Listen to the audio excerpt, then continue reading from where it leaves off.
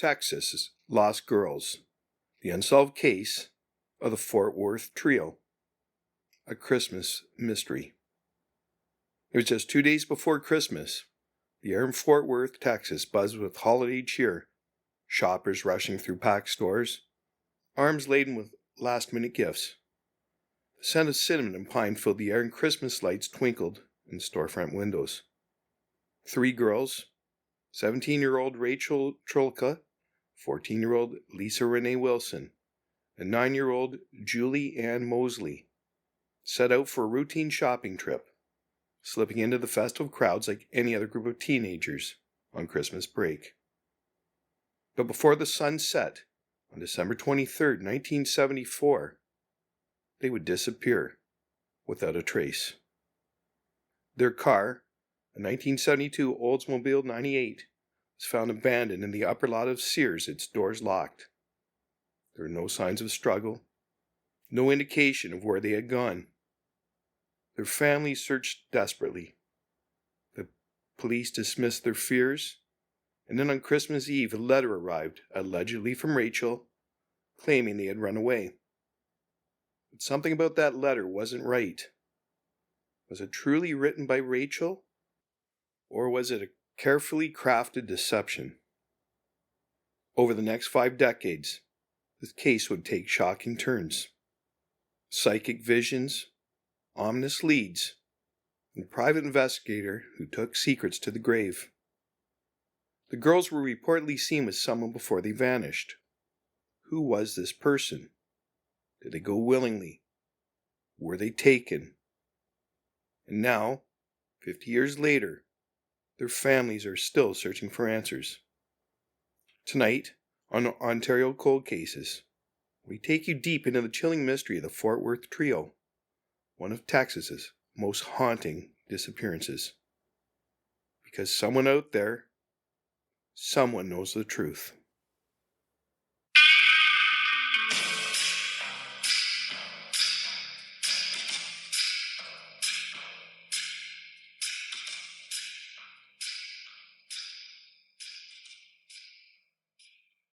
Hello, I'm Jay Nichol, Nichol Investigations.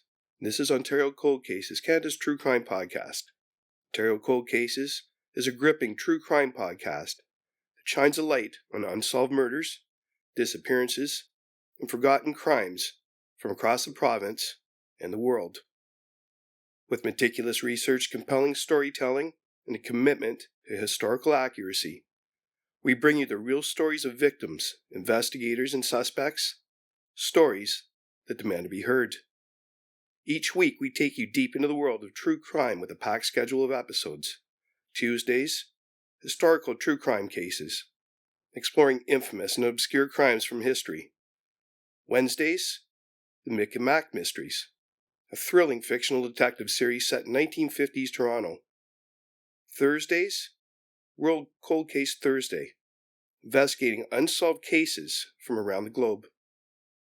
Sundays, Ontario Cold Cases, the latest episode uncovering an unsolved mystery from Ontario.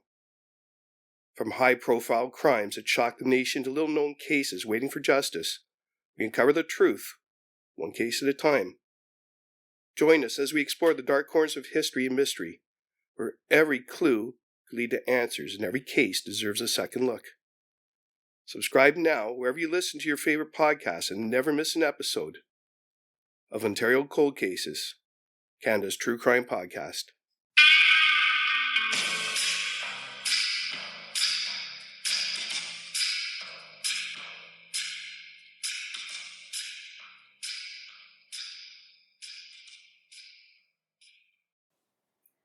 A Christmas Mystery, the vanishing of the Fort Worth Trio.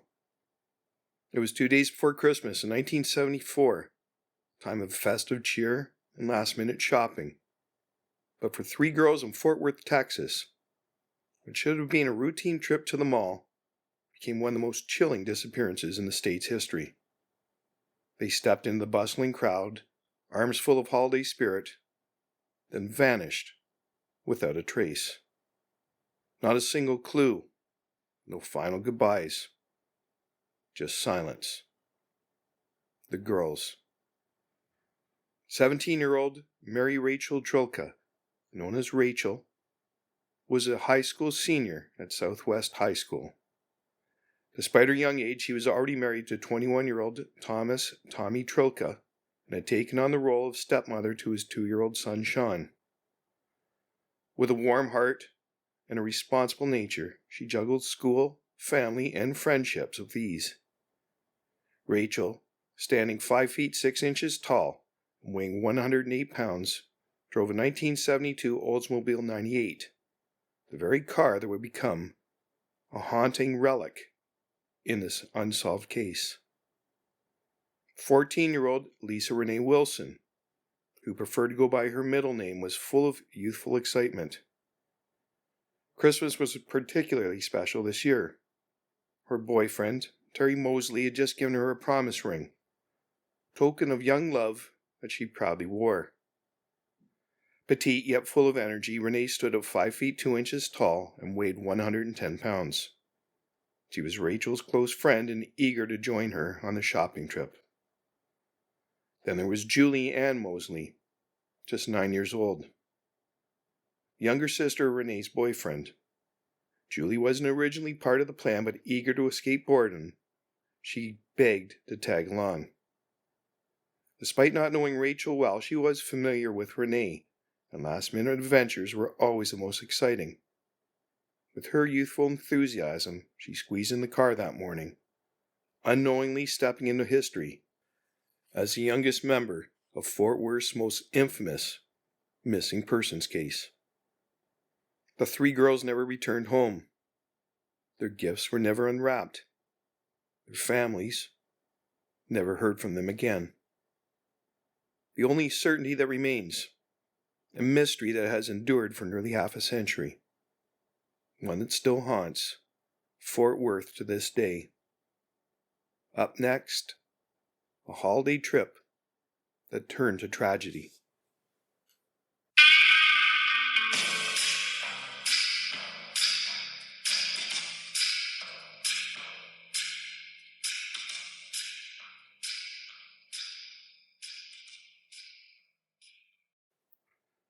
A holiday trip that turned to tragedy. The morning of December 23, 1974 was crisp with the excitement of the holiday season. Malls were packed with last-minute shoppers, the scent of pine and cinnamon filled the air, and Christmas lights twinkled over Fort Worth. For Rachel Trlica and Lisa Renee Wilson, it was the perfect day to pick up a few final gifts before the big day. Originally, Renee wanted her boyfriend, Terry Moseley, to come along, but he already had plans with a friend, leaving the shopping trip just the 2 girls. At least that was part of the plan. Enter Julie Ann Moseley.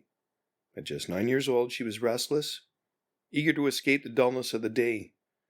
Seeing her brother's girlfriend heading out, she jumped at the chance to tag along. Please, please, I promise I won't be any trouble, she pleaded with Renee. Renee wasn't opposed, but there was one hurdle. Julie's mother, Rayanne Moseley. Rayanne hesitated. She didn't know Rachel, and something about sending her young daughter off with an older teenager she'd never met made her uneasy. But Julie was persistent. After much pleading, her mother finally relented, trusting that as long as Renee was there, everything would be fine. With the plan set, Rachel pulled up in her 1972 Oldsmobile 98 just before noon, picking up both girls. Their first stop was a surplus store, where Renee had some items waiting on layaway.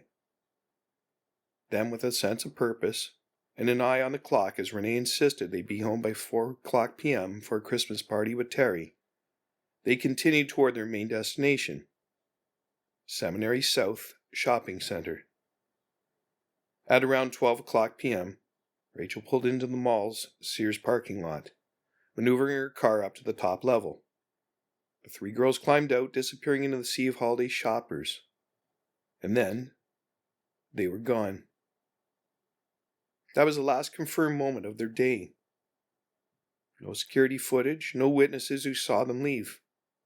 No evidence of a struggle. Just an abandoned car in a parking lot, and the mystery that would haunt Fort Worth for decades to come. vanished without a trace. By 4:00 p.m., as the sun began to dip over Fort Worth, anticipation turned to unease. Rachel, Renee, and Julie had promised to be home by then. There was no sign of them. Minutes stretched into an hour, then another. Their families tried to reason with the silence. Maybe the mall was just crowded. Maybe they lost track of time. But as the clock ticked on, unease turned to full-blown fear. Something wasn't right. Their loved ones wasted no time. That evening, the families of all three girls rushed to Seminary South Shopping Center, their hearts pounding as they searched for any sign of them. And then they found it. Rachel's 1972 Oldsmobile 98 sat eerily still in the upper level Sears parking lot, exactly where she had left it hours earlier. Something was off. The car was locked, its interior undisturbed. Despite later rumors, the back seat wasn't filled with shopping bags. In fact, there was almost nothing inside. Just layaway items from earlier that day and a small wrapped present Renee had brought for Rachel's stepson, Sean. It was as if the girls had never returned to the vehicle. Panic surged. They weren't inside the mall. They weren't outside. They weren't anywhere. The families pleaded with store managers to page the girls over the intercom, their names echoing through the bustling corridors. Nothing. The police were called, arriving at the scene to search the mall and surrounding areas. Still, nothing. The only clues? Witnesses confirmed seeing the trio shopping earlier in the day. Their accounts seemed credible. One even correctly identified the phrase on Renee's shirt. The girls had been there, and then they were gone. No struggle, no screams, no clues. Just three young girls who walked into a shopping mall 2 days before Christmas and vanished into thin air. Up next, a baffling investigation and a mysterious letter.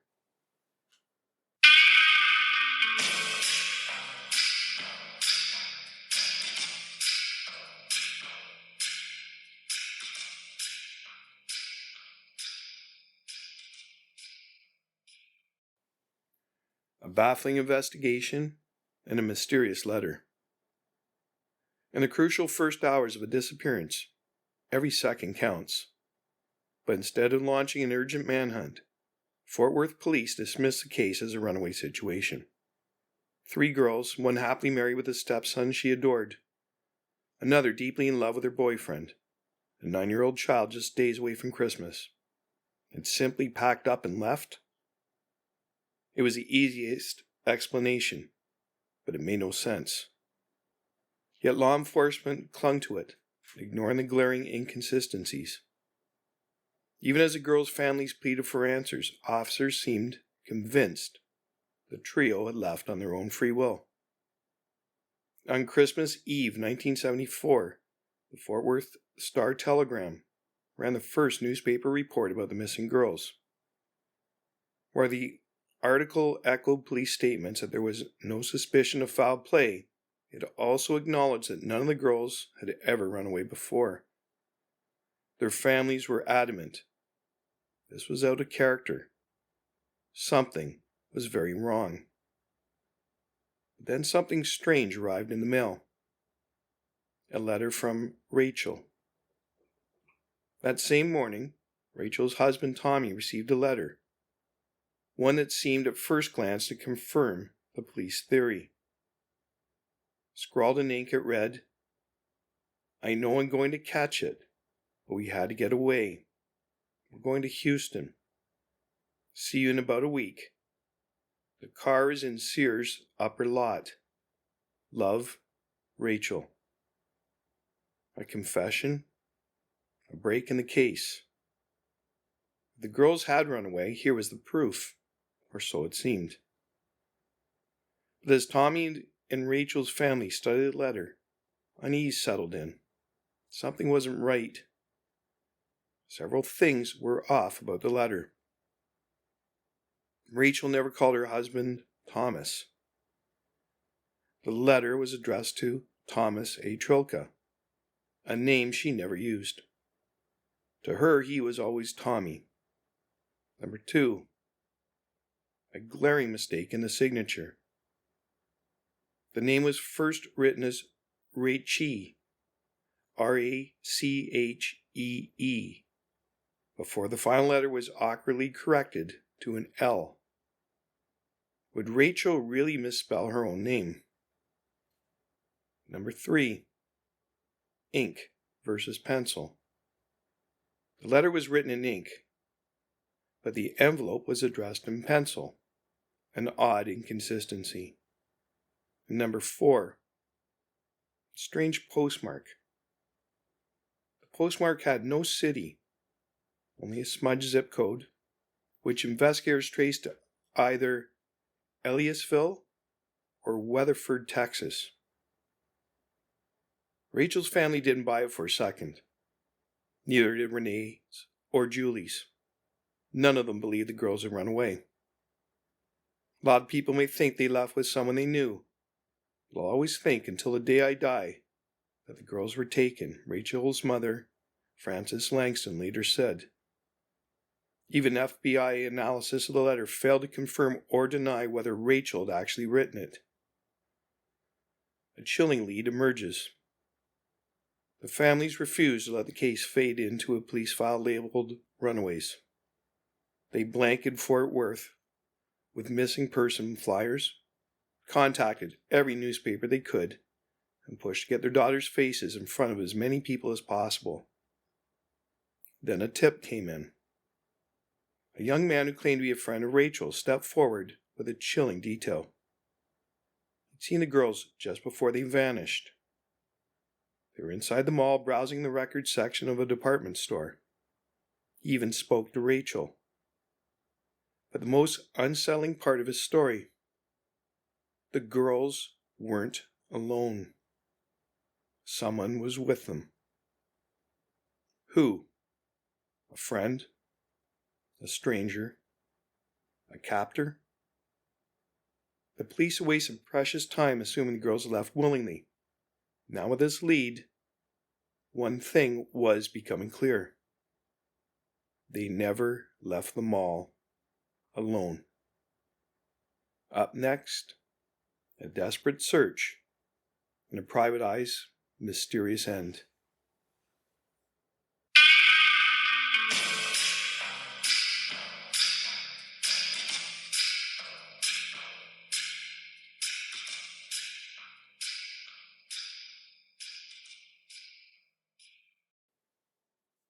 A desperate search and a private eye's mysterious end. The investigation had stalled, despite the family's insistence that Rachel, Renee, and Julie would never run away. The Fort Worth police refused to budge. They had their letter, supposedly written by Rachel, and that was enough for them. Case closed. But if the letter were real, why hadn't Rachel returned after a week, as she had supposedly promised? More than a week had passed. Months had passed. And still, nothing.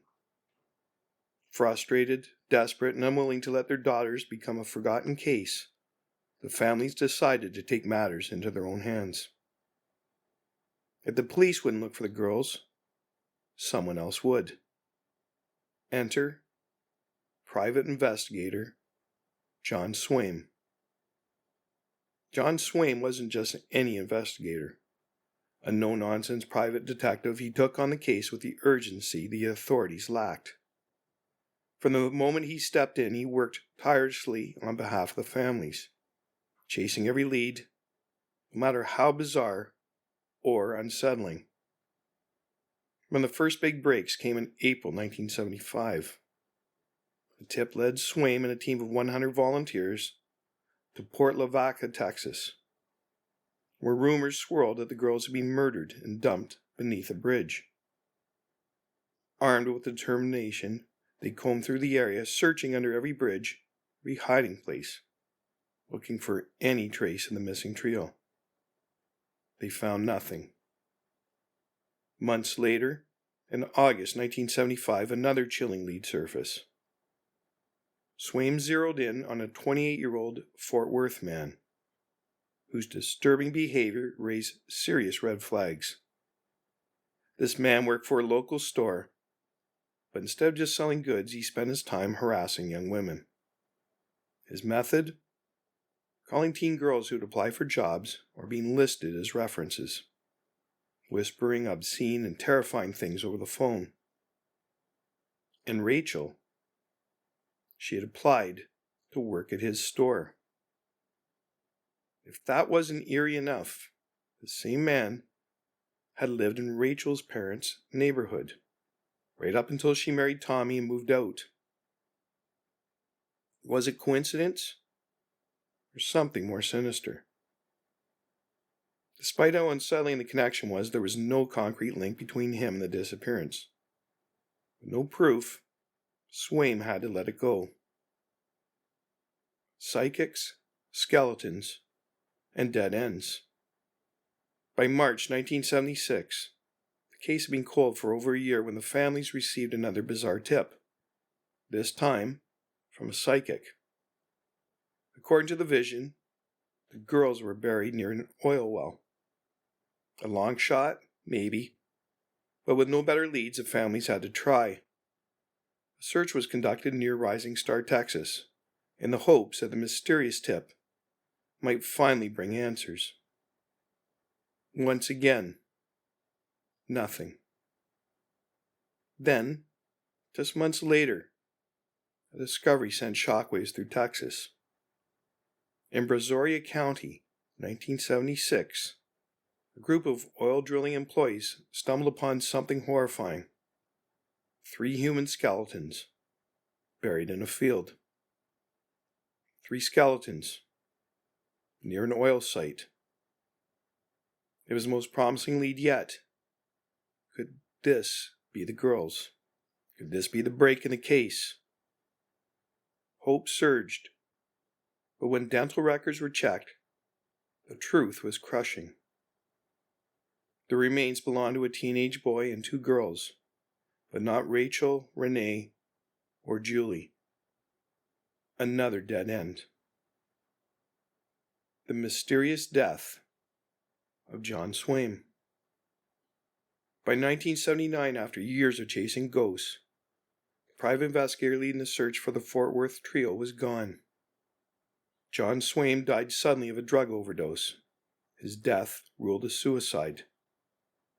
And then, something even stranger happened. Before his death, Swaim had allegedly ordered all of his case files on the missing girls to be destroyed. Why? Did he know something he couldn't share? Was he silenced? Or was it simply the last act of a man who had spent years chasing a mystery that refused to be solved? Whatever the truth was, his death left the families alone once again.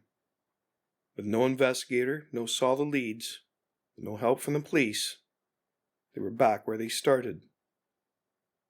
Their daughters were still missing, and no one seemed to be looking for them. Up next, a case that refuses to be forgotten.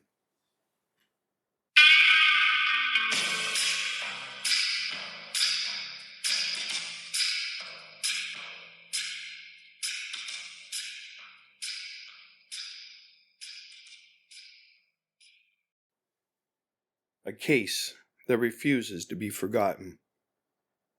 Years passed, but the shadow of the Fort Worth trio's disappearance never lifted.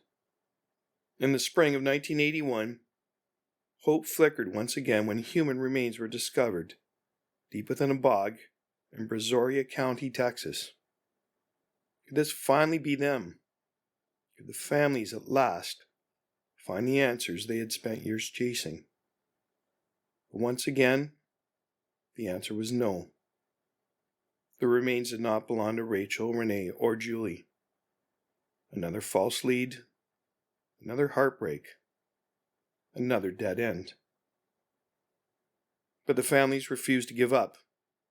They pushed, pleaded, fought for decades, demanding that someone, anyone, take another look at the case.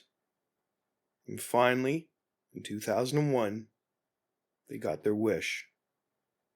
The case officially reopened.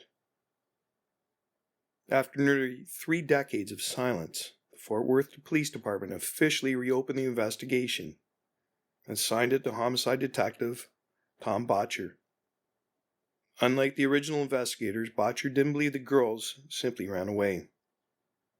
Instead, he put forth a new theory, one that was far more chilling. We believe the girls willingly left the mall with someone they recognized, knew, or even trusted. We can say that they were at one point seen with one individual, but we believe there was more than one involved. For the first time in years, there was a shift, a hint that the truth was within reach. Yet despite renewed efforts, the mystery continued to taunt investigators. Leads trickled in over the years, but none brought them any closer to solving the case. Then in 2018, another glimmer of hope surfaced. Authorities retrieved 2 submerged vehicles from the murky depths of Bembrook Lake. Vehicles that at one point were rumored to be linked to the missing girls. And once again, the lead went nowhere. A new push for answers. By 2023, as the 50th anniversary of the girls' disappearance loomed, a coalition of organizations, including Clear Channel, the Texas Center for the Missing, and the National Center for Missing and Exploited Children, launched a new initiative to shake loose fresh leads. They plastered billboards across North Texas, featuring age-progressed images of what Rachel, Renee, and Julie might look like today. For an entire month, the campaign flooded the public eye, reminding the world that these girls still mattered, that their families were still waiting, that someone, somewhere, still held the key to the truth. The 50-year mark approaches. On December 23rd, 2024, it was 50 years since 3 bright, carefree girls walked into Seminary South Shopping Center and never walked out. 5 decades of silence. 5 decades of grief. 5 decades of unanswered questions. And still, the Fort Worth trio's families refused to give up. At this point, one thing is certain: they didn't run away. The truth is still out there, and someone knows it. If you have any information, even the smallest detail, that could help solve the case, contact the Fort Worth Police Cold Case Unit. It's been 50 plus years. It's time for answers. 50 years. That's how long the families of Rachel Trlica, Renee Wilson, and Julie Ann Moseley have waited for answers.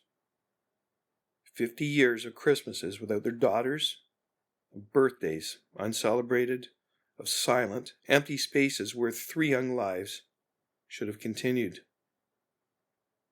What happened that day at Seminary South Shopping Center? Who was the person or people seen with the girls before they vanished? And what dark secret has kept the truth buried for half a century? Someone out there knows the answer. Maybe they carried the weight of it for years. Maybe they believe it's too late to come forward. It's never too late for justice.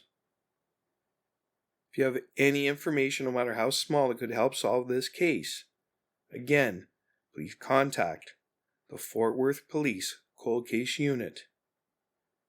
Because these girls didn't run away, they were taken. Thank you for joining us in this episode of Ontario Cold Cases.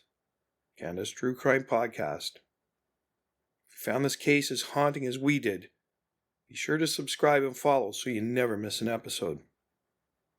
We're available wherever you get your podcasts: Apple, Spotify, YouTube, and more.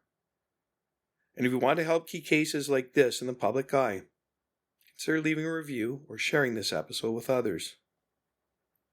We'll be back next week with another cold case, another unsolved mystery, and another story that deserves to be told.